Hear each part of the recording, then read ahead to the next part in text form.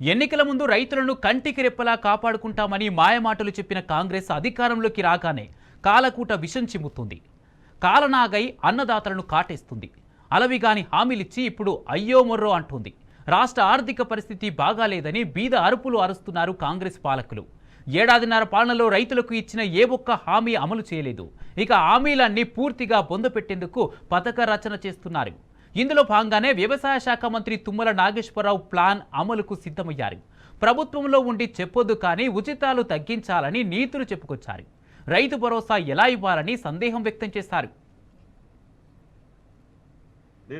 ప్రభుత్వంలో ఉండి చెప్పకూడదు కానీ పెద్ద ఆయన కోపం రాదంటే ఉచితాలు తగ్గియాలి. రైతు భరోసా ఎట్టియాలి. రైతు భరోసా భూ ఆసాంకి వెళ్తుంది. పంట పండించినోడికి రావట్లేదు. వాళ్ళిద్దరి మధ్య సఖ్యత కుదరట్లేదు. వీడికి గడవక పొలం చేయాల్సి వస్తుంది కౌలుదారు వెళ్ళి. దాన్ని ఏం చేద్దాం?